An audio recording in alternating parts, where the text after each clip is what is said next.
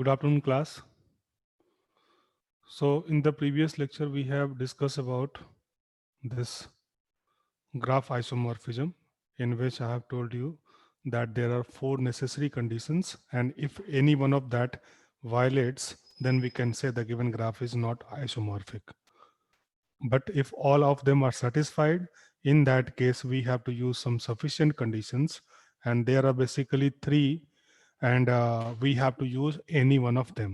जिसमें फर्स्ट लिया था हमने कि जो कॉम्प्लीमेंट ऑफ द ग्राफ है वो आइसोमॉर्फिक है, सेकंड था कि जो एडजेसेंसी मैट्रिक्स है वो सेम होना चाहिए, और थर्ड हमने लिया था कि कोई भी सब graph obtained by deleting some vertices from one vertex and corresponding vertices from second vertex graph must be isomorphic. तो ये तीनों में से हम कोई भी एक मेथड यूज कर सकते हैं जो हमने कल पिछली क्लास में डिस्कस किया था. ओके, और इसके बाद लेट अस कंसिडर दैट, अगर हम इस एग्जांपल को देखें तो यहाँ पे आप ये देख सकते हो कि ये दोनों ग्राफ आइसोमॉर्फिक नहीं है, क्योंकि आइसोमॉर्फिक होने के लिए नंबर ऑफ वर्टिसेज सेम होनी चाहिए. नंबर ऑफ वर्टिसेज अगर हम देखें, इसमें कितनी वर्टिसेज हैं? Yes, how many vertices are there in graph G? It is 5, and in graph H it is also 5. Okay, so number of vertices are same. If you talk about number of edges, then how many edges are there?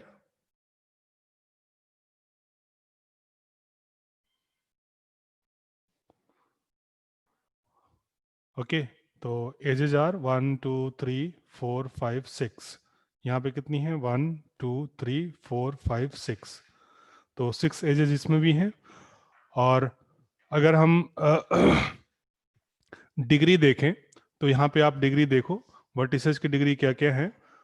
Here in this graph the degree of vertex is 3, here it is 2, here it is 2, here it is 3, and here it is 2.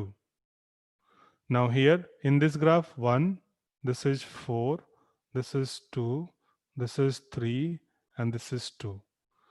Now if we write the degree sequence, that is degree of the vertices in ascending order, then the degree sequence will not be same for both the graph, because here there is a vertex with a degree 1, but in this graph there is no vertex with a degree 1.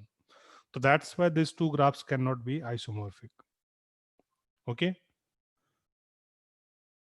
now moving ahead, let me consider this one. If you consider these two graphs, in this one, number of vertices 8, number of edges 10, यहाँ भी 10 है, यहाँ भी 10 है. Yes, if we talk about the degree of vertices, तो degree कितनी कितनी है? Look at this. This is of degree 2, this is of degree 3, this is of degree 2, this is of degree 3, this is 3, this is 2, this is 3, and this is 2. Now in this graph, this is 3, this is 3, this is 3, this is 3, this is 2, this is 2, this is 2, and this one is 2. Number of vertices same, number of edges same. Okay, degree sequence of vertices same, क्योंकि 4 2 degree के हैं और 4 vertices जो है 3 degree के हैं. इसमें भी 4 वर्टिसेस 2 डिग्री के हैं, 4 वर्टिसेस 3 डिग्री के हैं. चौथा कंडीशन है cycle of length k in graph g, then the cycle of length k in graph H.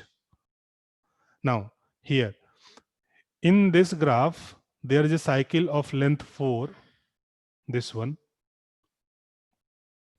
which involve vertices all of degree 3, and in this graph there is no cycle of length 4 involving all vertices of degree 3, क्योंकि 4 length की cycle केवल यही है, और इस cycle में जो vertices involve हैं 2 3 डिग्री की और 2 2 डिग्री की. लेकिन यहाँ पे जो 4 लेंथ साइकिल है, इसमें जो वर्टिसेज इन्वॉल्व हैं that all are of degree 3, which is not present here. So that's why the fourth condition does not satisfied, and hence this graph is also not isomorphic.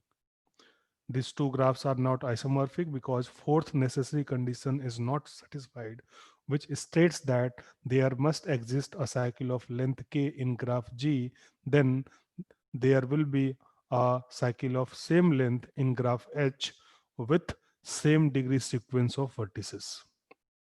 तो यहाँ पे four length की जो cycle है उसमें जो vertices involve हैं उनके लिए डिग्री सीक्वेंस 2233 है, और यहाँ पे जो साइकिल है उसमें जो वर्टिसेज इन्वॉल्व हैं वहाँ पे डिग्री सीक्वेंस ऑल 3 है.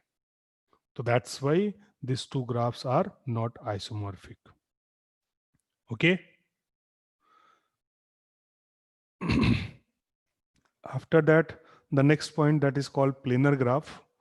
Here we are saying that a graph is planar if it can be drawn in the plane without any edges crossing.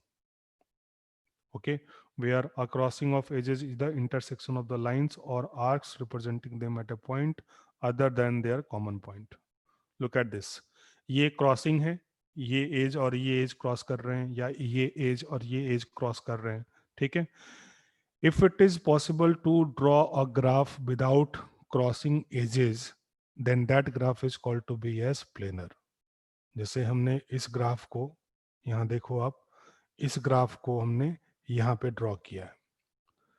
ये और ये दोनों सेम ग्राफ को रिप्रेजेंट कर रहे हैं, लेकिन यहाँ से हम ये देख के बोल सकते हैं कि there are no edges which are crossing each other, and that's why the graph is planar, because it is possible to draw this graph in a plane without crossing edges.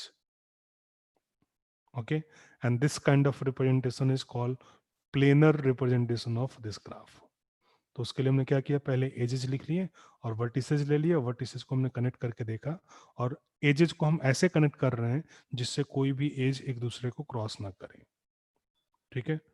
तो यहाँ पे हमने एजेस को list out कर लिया और फिर उसके बाद कनेक्ट करके देखा. ठीक है. This graph and this graph both are identical, but this is, by this it is clear that this is a planar graph because it is possible to draw this graph without crossing the edges. Okay, for example, this one, this is again a planar graph because no edges are crossing to each other. This is a non-planar graph because whenever we try to draw it without crossing edges, in that case it is not possible. How? You can look upon. Let us say we have to connect this one, तो इसके लिए हमने इसको ऐसे draw कर लिया. ऐसे ही इस एज के लिए हमने इसको बाहर से ड्रॉ कर लिया. ठीक. Now if you want to remove this crossing, अगर हम इन दोनों के क्रॉसिंग को हटाना चाहें तो क्या करेंगे, हमें इसको बाहर से कनेक्ट करना पड़ेगा. And whenever we are going to connect it from this way, it will cross this two edges. In the same way, whenever we want to connect this one, this two, again it will cross the edges. So that's why it is not possible to redraw this graph without crossing the edges. It is not possible. You can try for that. Okay. So that's why we can say that this graph is non-planar. And what is the name of this graph? Yes. Earlier हमने पढ़ा है. जरा बताओ इसका नाम क्या है. तो this is K5 graph, complete graph with 5 vertices. क्योंकि मैंने आपको बताया था in Kn graph the number of vertices will be n and the number of edges will be n into n minus 1/2, and degree of each vertex is n-1.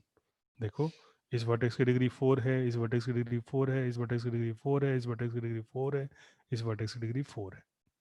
So that's why this is a complete graph with 5 vertices, and that is K5, which is non-planar. Got this? Now, moving ahead, here, a graph may be planar if it is usually drawn with crossing, because it may be possible to draw it in a different way without crossings. जैसा मैंने देखा, तो K5 जो है वो planar नहीं था. If we talk about K4, this is a K4 graph having 4 vertices, each of degree 3. ठीक है. तो ये एक K4 ग्राफ है। इस ग्राफ को हम रीड्रॉ कर सकते हैं इस तरीके से without crossing the edges, and that's why this is planar graph. ये दोनों एजेस एक दूसरे को क्रॉस कर रहे हैं, तो एक एज को हम बाहर से अगर कनेक्ट कर दें तो ये क्रॉस नहीं करेंगे, तो that's why this is a planar graph. तो K4 is planar but K5 is not planar. Now if we talk about this K33 complete bipartite graph with 3 vertices in both set, this is again non-planar because it is not possible to redraw this graph without crossing edges. Here we have tried. Let us say हम V1, V2, V4, V5 इन 4 vertices को rearrange कर रहे हैं। V5 को ऊपर कर दिया, V2 को नीचे कर दिया, तो ये स्क्वायर टाइप बन जाएगा, रेक्टेंगल टाइप। ठीक है, अब यहाँ पे हम एक टर्म डिफाइन कर रहे हैं, that is called region, REGION. Region is defined as the area covered by the set of vertices. In any graph, there is number of regions and one unbounded region. तो यहाँ पे ये एक R2 bounded reason है और जो outside है उसको हम R1 रीजन बोल रहे हैं। ओके, तो this arrangement will divide it into 2 regions. ठीक, अब हम V3 और V6 को कनेक्ट करने जा रहे हैं। If we want to place V3, तो for that V3 we have 2 options, either we can take this V3 outside और इनसाइड। ठीक है, if we are connecting this V3 inside, अगर हम V3 को इनसाइड प्लेस कर रहे हैं तो उस केस में क्या होगा, ये ग्राफ इस तरीके से आएगा। ठीक है, last we have to place V6. Now, this V6 can be placed either here or here or here. ये 3 पॉसिबिलिटी हैं इसके लिए, V6 के लिए, या तो हम इसमें रखें, या हम इसमें रखें, या फिर हम इसमें रखें।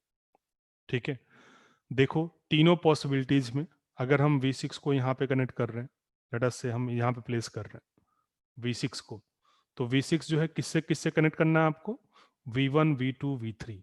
V1 से कनेक्ट हो जाएगा बिना क्रॉस किए, V2 से कनेक्ट करना है और V3 से कनेक्ट करना है, V3 से कनेक्ट हो जाएगा बिना क्रॉस किए। लेकिन जैसे ही आप V2 से कनेक्ट करने जाओगे, you have to cross at least 1 edge, किसी भी तरीके से कर लो। whenever we are going to connect this V6 with V2 vertex, it has to cross at least 1 edge.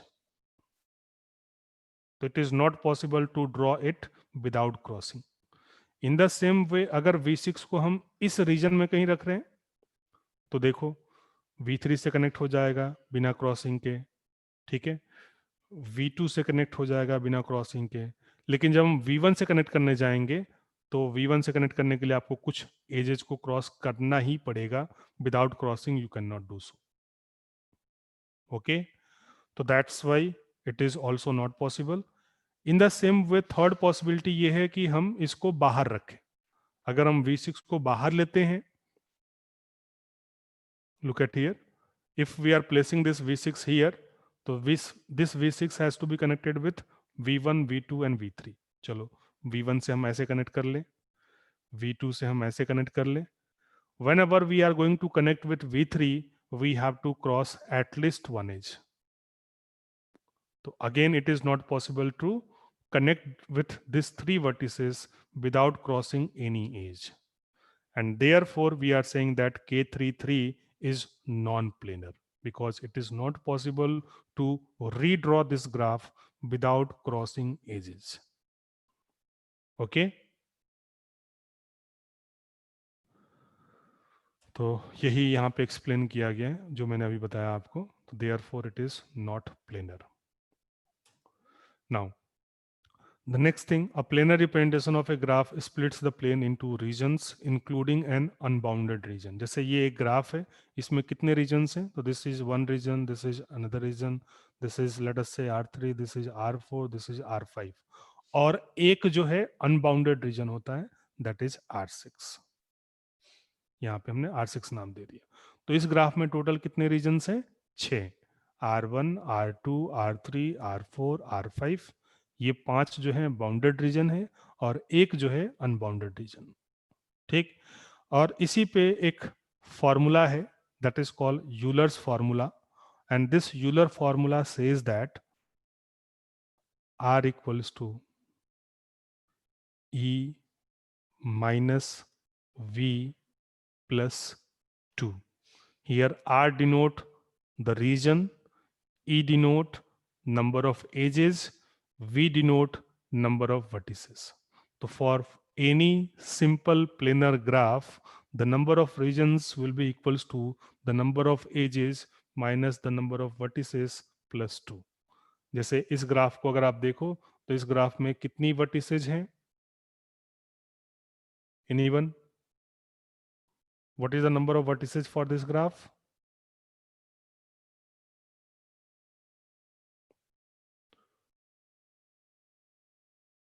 Any one of you? It is 7. Okay. What is the number of edges in this graph? 1, 2, 3, 4, 5, 6, 7, 8, 9, 10, 11. 11. If you put this into this formula, 11 minus 7 plus 2. And this value is what? 6. That's why we have R1 to R6 regions.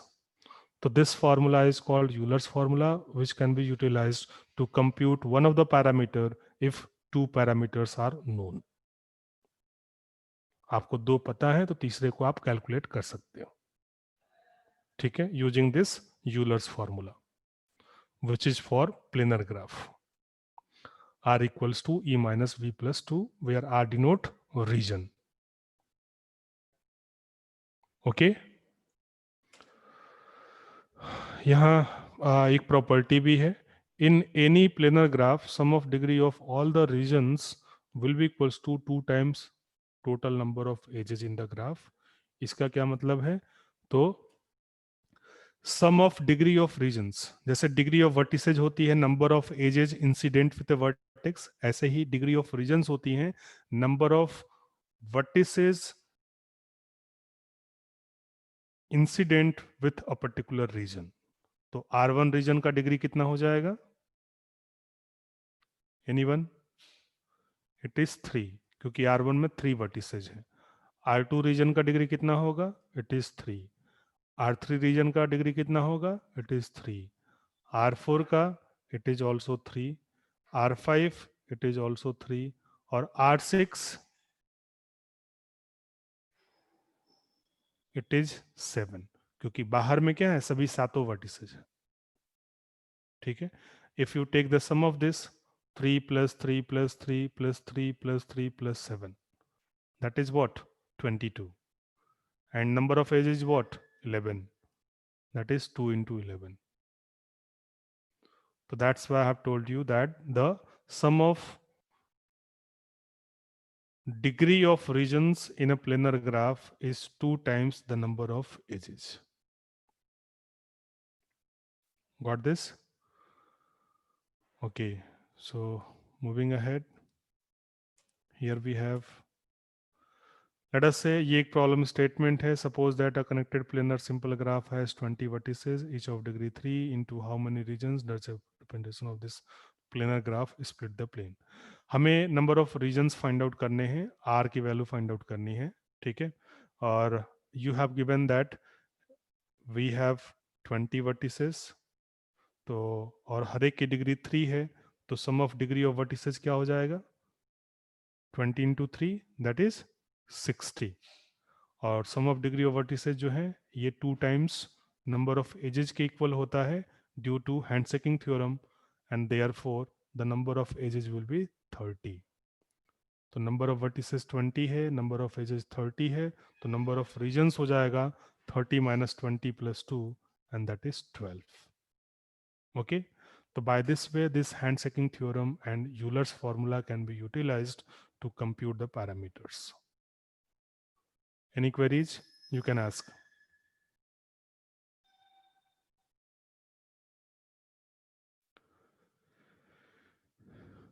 Anyone having any doubts up to this?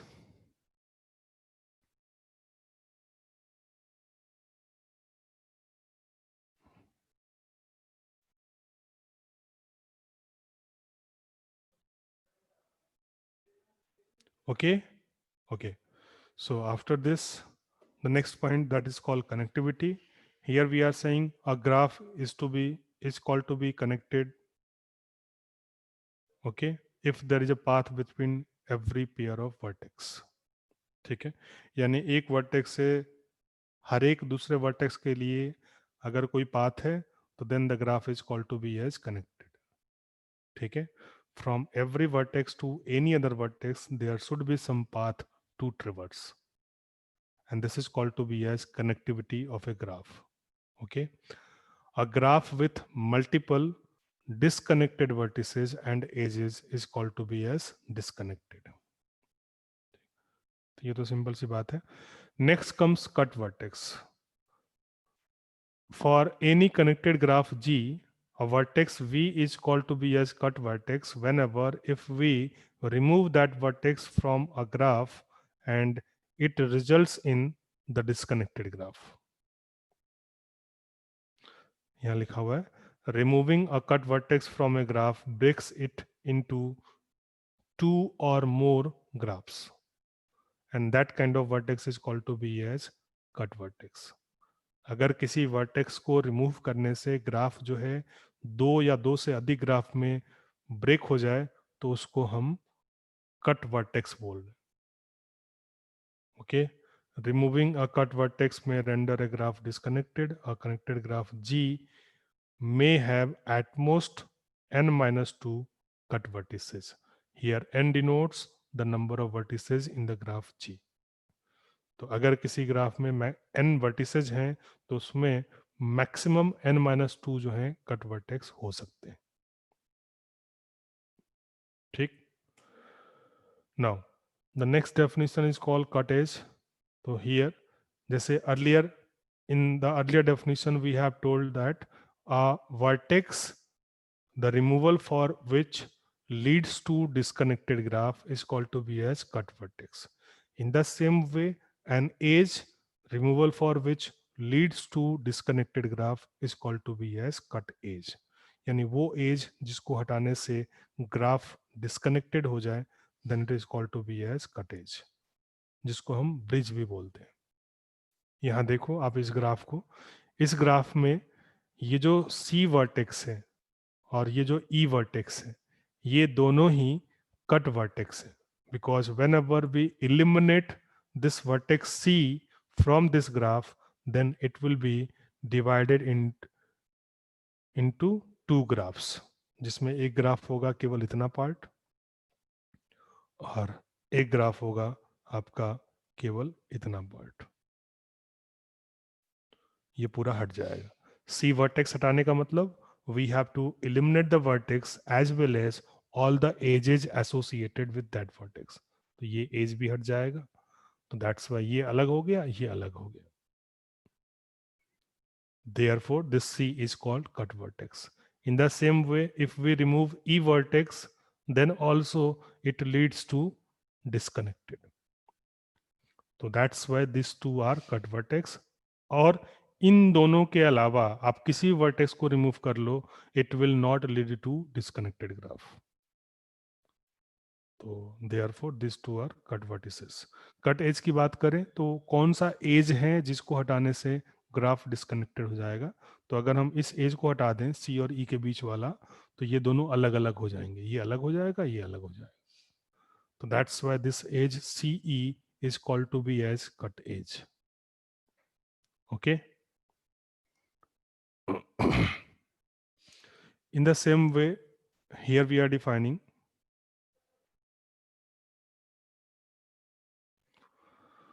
let G is a connected graph having n vertices, then a cut edge E is there if and only if the edge E is not a part of any cycle in G. आप देखो पिछले graph को ही देख लो आप, यहाँ पे ये जो है this CE is involved in cut edge because this CE is not participating in any cycle. Here CE is in cut edge. This CE is a cut edge for this graph because the edge CE is not involved in any cycle. ये as है वो cycle में involve है, ये as है वो cycle में involve है क्योंकि ये एक साइकिल है। जैसे ये चारों एजेज हैं ये साइकिल में इन्वॉल्व है, लेकिन ये जो सीई एज है वो किसी साइकिल में इन्वॉल्व नहीं है, and that's why this is in cut edge. The maximum number of cut edges possible is n-1, or the maximum number of cut vertices possible is n-2. Whenever cut edge exists, cut vertices also exist. अगर किसी graph में cut edge है तो cut vertex हमेशा होगा, because at least one vertex of a cut edge is a cut vertex. If a cut vertex exists, then a cut edge may or may not exist. यानी कि reverse is not true. किसी graph में cut as है तो cut vertex हमेशा होगा, लेकिन cut vertex है तो कट एज होगा या नहीं ये श्योर नहीं है. ओके इसी के बेसिस पे हम एक और पॉइंट डिफाइन कर रहे हैं, that is called cut set of a graph. Here we are saying if G is a connected graph then any subset E dash of E. Okay यहाँ पे ई डैश क्या है, जो आप ग्राफ जी की बात कर रहे हो उस ग्राफ जी के जो एजेज हैं उसका हम सबसेट ले रहे हैं. ठीक है, तो then that subset E dash is called to be as cut set of G if deletion of all the edges of E dash from G makes the graph disconnected. Okay हमें edges का एक subset लेना है और उस subset के सभी edges को हटाने से अगर ग्राफ डिस्कनेक्टेड हो तो then that particular set of edges is called to be as cut set. So here we have written if deleting a certain number of edges from a graph makes it disconnected, then those deleted edges are called cut set of the graph. Look at this example.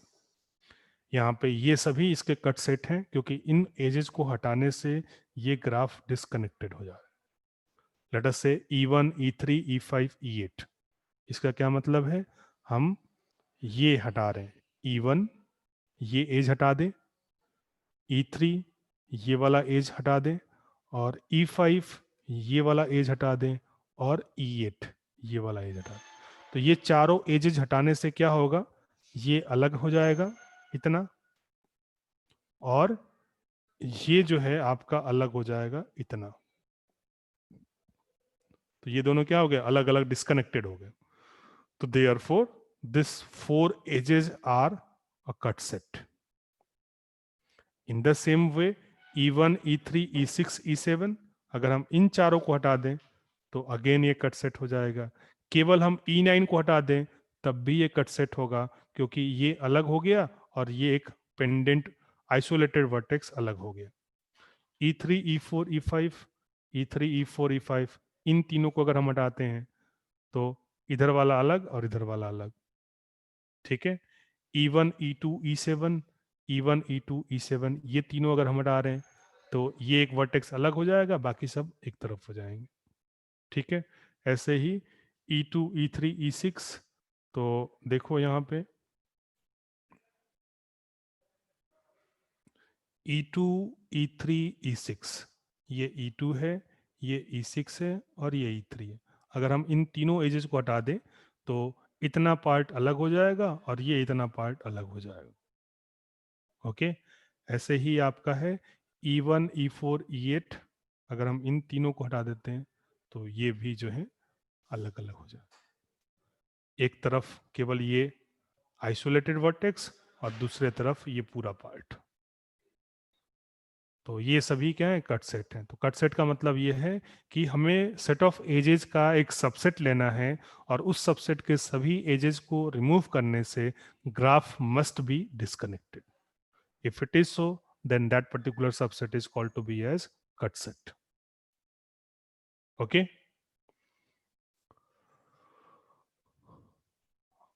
After this, the next point, that is walk.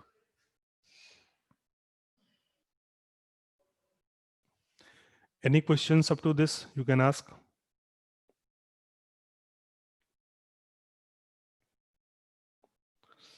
Cut vertex, cut edge और cut set, इन तीनों में अगर किसी को कोई confusion है आप पूछ सकते हो, या उससे पहले हमने बताया आपको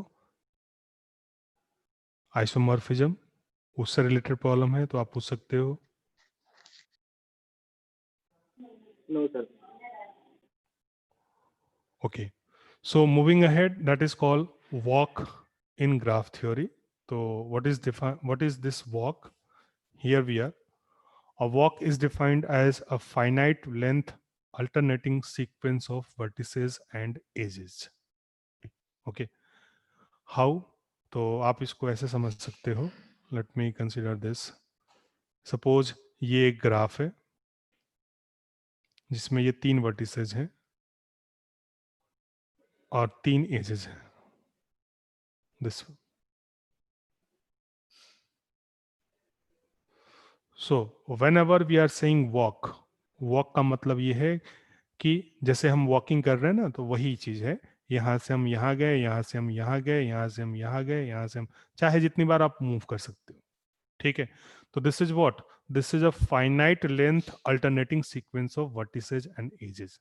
तो इसको अगर मैं लिखना हो तो मान लो इसका नाम हमने दे दिया a, this is called b and this is called c, और एजेस का नाम दे दिया E1, ये इस एज को हम बोल रहे हैं E2, इस एज को हम बोल रहे हैं E3. तो one of the possible walk will be A, E1, B, E2, C, E3. ठीक है. A, E1, अब चाहे जितनी बार मूव कर सकते हो, because repetition of vertices as well as repetition of edges both are allowed for walk. Okay, this is alternating sequence of vertices and edges. Vertex edge, vertex edge, vertex edge, ऐसे move कर रहे हैं. Okay, so this kind of thing is called to be as walk.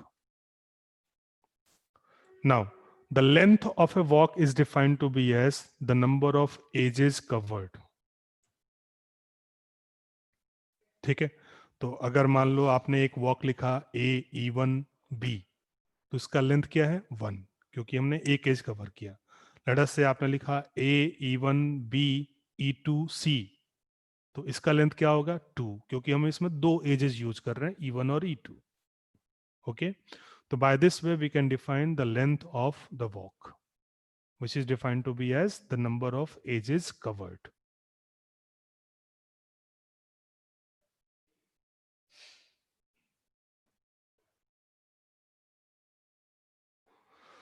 Rishabh, the line is also a walk, और path जो है मैं अभी इसके बाद आ रहा हूं, उस पर मैं डिस्कस करूंगा कि पाथ क्या है. ओके, तो वॉक का मतलब सिर्फ इतना है कि we have to take alternating sequence of vertices and edges. Vertex होगा, एज होगा, वर्टेक्स होगा, एज होगा, इस तरह से आप कितने भी लेंथ का ले सकते हो. जितनी एजेस इन्वॉल्व होंगी वो उस वॉक का लेंथ कहलाएगा. ठीक है. Now in graph theory a walk is open walk. Open walk का मतलब होता है कि the length of the walk is greater than 0, यानी जो वॉक हम यूज करने जा रहे हैं उसमें कम से कम एक एज तो होना चाहिए, क्योंकि अगर एक भी एज नहीं है इसका मतलब क्या होगा, वही आपका स्टार्टिंग वहीं के वहीं हो, आप आगे बढ़े ही नहीं कहीं. ठीक. दूसरा पॉइंट ये है कि the vertices at which the walk starts and ends are different, then it is called to be as open. लेकिन अगर जहां से स्टार्ट किया और जहां पे एंड कर रहे हैं दोनों ही पॉइंट सेम है, तो then it is called to be as closed walk. और अगर डिफरेंट है तो देन इट इज ओपन, और अगर सेम है तो then it is called closed walk. This one. हमेशा हम एक वर्टेक्स से स्टार्ट करेंगे और एक वर्टेक्स पे टर्मिनेट करेंगे। अगर ये दोनों पॉइंट सेम है then it is called closed walk, और डिफरेंट है then it is called to be as open walk. ठीक है, here the length of the walk is equal to 0 then it is called a trivial walk. क्योंकि अगर length 0 है इसका मतलब कोई भी एज नहीं है, तो उसको हम ट्रिवियल वॉक बोल रहे हैं। यहाँ पे हमने जो ओपन वॉक या क्लोज वॉक डिफाइन किया that is all in context to non trivial walk, यानी कि length must be greater than 0। Okay, both vertices and edges can repeat in a walk whether it is open walk or closed walk। तो walk के case में vertices और edges दोनों ही repeat कर सकते हैं हम, यानी एक वर्टेक्स को हम एक से ज्यादा बार विजिट कर सकते हैं, एक एज को हम एक से ज्यादा बार यूज कर सकते हैं। ठीक है, तो that's why this is called walk. इसी का एक रिस्ट्रिक्टेड फॉर्म है, उससे पहले मैं एक एग्जांपल लेना चाह रहा था। Let us do this one. A B C E D, A B C E D लिखने का मतलब यहाँ से ए से बी के बीच में जो एज है वो हम यूज कर रहे हैं। ठीक है, तो इसी को अगर हम एजेस का नेमिंग कर दें, यहाँ पे एजेस का नेमिंग नहीं किया इसलिए हमने कॉमा से लिखा हुआ है। अगर हम एजेस का नेमिंग कर दें, मान लो हम इसको बोल रहे हैं E1, इसको बोल रहे हैं E2, ठीक है, this is call E3, this is call E4, है ना, this is E5 and this is your E6। तो rather than writing like this way, you can write A E1 B and B E2 C, C E5 E and E E4 D. So you can write like this way also whenever we are naming the ages. So this is an example of walk and this is an example of open walk, क्योंकि यहाँ पे जो starting point है और जो ending point है वो different है। That's why this is an open walk. And what is the length of this walk? So here the length will be 4 because it is covering 4 edges. Okay, so here the length will be 4 in the same way. DB, AC, ED, EC, this is again a walk where the length is 7। तो यहाँ पे vertices और edges दोनों repeat हम कर सकते हैं। ऐसे ही ये लिया, यहाँ पे लेंथ क्या है 6। ठीक है, तो ये कुछ एग्जाम्पल्स हैं। Yes, is it clear? Walk, open walk and closed walk.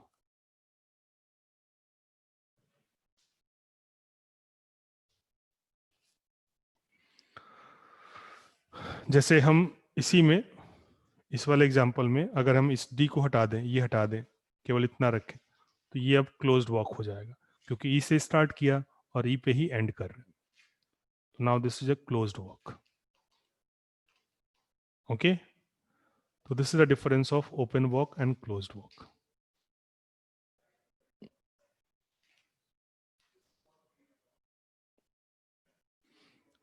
Okay, E2C ये है E2C, C2B, C2B ये वाला एज यूज किया, यहाँ मैं ड्रॉ कर रहा हूँ साथ के साथ, तो देखो ये E2C, फिर उसके बाद C2B, C2B, फिर B2A, B2A, फिर A2C, A2C। अब यहाँ पे वर्टेक्स रिपीट हो गया क्योंकि C हम दोबारा आ गए C पे। ठीक है, फिर C2E एज भी रिपीट हो गया, और E2D, E2D। तो इस ग्राफ में क्या किया हमने, वर्टेक्स को भी रिपीट किया और एज को भी रिपीट किया। तो that's what I am going, I was telling कि in case of walk the vertices as well as the edges will be repeated और कैन बी रिपीटेड। ठीक है, यहाँ जो लेंथ है वो लेंथ कितना है, तो कितनी एजेस हम विजिट कर रहे हैं, 1 2 3 4 5 6। So that's why the length will be 6, because length is defined to be as the number of edges covered. Okay. Or if we are stopping at E, अगर ये ई टू डी नहीं होता, यहाँ पे हम रुक जाते, तो ये क्लोज्ड वॉक होता, क्योंकि हमने ई से ही स्टार्ट किया था और ई पे ही एंड कर रहे।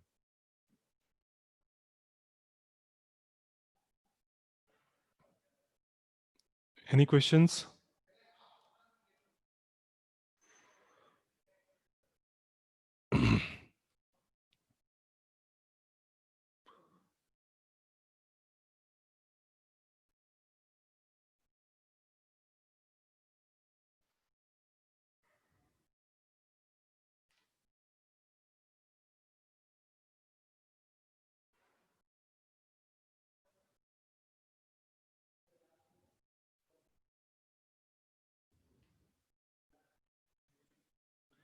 नहीं, बी टू डी क्यों इंक्लूड नहीं हुआ, ऐसा कुछ नहीं है। मैंने बताया पाथ, सॉरी, वॉक, वॉक का मतलब होता है कि हम एक वर्टेक्स से किसी वर्टेक्स तक जा रहे हैं, ठीक है। इट इज नॉट कंपल्सरी कि हम सभी एजेस को विजिट कर रहे हैं या सभी वर्टिसेस को विजिट कर रहे हैं। ओके, आप केवल ए से बी ही जा रहे हो, तो ये भी एक वॉक है। Okay, here we are not putting any restriction कि we have to visit every edge और एवरी वर्टेक्स, है ना, ऐसा कोई रिस्ट्रिक्शन नहीं है। We are just defining walk, और वॉक का मतलब सिर्फ इतना होता है कि it is alternating sequence of vertices and edges. एक वर्टेक्स से स्टार्ट करके एक किसी दूसरे वर्टेक्स तक या सेम वर्टेक्स में आ सकते हैं। सेम पे आएंगे तो क्लोज्ड होगा, डिफरेंट पे जाएंगे तो ओपन होगा। जैसे कि एक वॉक हमने ले लिया, let us say this a to b, b to c, तो ये क्या हो गया, ओपन वॉक, क्योंकि स्टार्टिंग पॉइंट ए है, एंडिंग पॉइंट सी है। और यही वॉक हमने ले लिया a to b, b to c to a, अब ये इसका एक क्लोज्ड वॉक हो गया। ओके, तो इट इज नॉट कंपल्सरी कि हम सभी वर्टिसेज ले रहे हैं या सभी एजेस ले रहे हैं, ठीक है। वी आर जस्ट डिफाइनिंग कि वॉक है क्या, और वॉक में ऐसा कोई कंस्ट्रेंट नहीं होता कि we have to include all the vertices और we have to include all the edges. Okay, आप बी टू डी इंक्लूड कर भी सकते हो इसमें, यहाँ पे इट्स अप टू यू कि आप कौन से वॉक की बात कर रहे हो। ओके, अब इसी पे बेस्ड एक इसका you can say restricted form है, that is called path. Path में क्या है, हमने ये रिस्ट्रिक्शन लगा दिया कि जो वर्टिसेज हैं या एजेस हैं, ये दोनों ही रिपीट नहीं होने चाहिए। तो here we are saying a path is defined to be as open walk in which neither vertices nor edges are allowed to repeat. Walk में मैंने बोला था कि वर्टिसेज और एजेस दोनों ही रिपीट हो सकती हैं, लेकिन पाथ में हम स्ट्रिक्ट कर रहे हैं क्या, कि न तो वर्टिसेज रिपीट होगी और न ही कोई एज रिपीट होगा। Means the vertices and edges has to be visited once only. ठीक, तो it is a kind of open walk in which vertices and edges are not allowed to repeat। और ऐसे ही साइकिल हम define कर रहे हैं, it is a kind of closed walk in which vertices and edges are not allowed to repeat। यानी वो open walk जिसमें vertex और एज रिपीट नहीं हो रहे हैं वो पाथ होगा, और वो क्लोज्ड वॉक जिसमें वर्टेक्स और एज रिपीट नहीं हो रहे हैं that will be a cycle. ठीक है,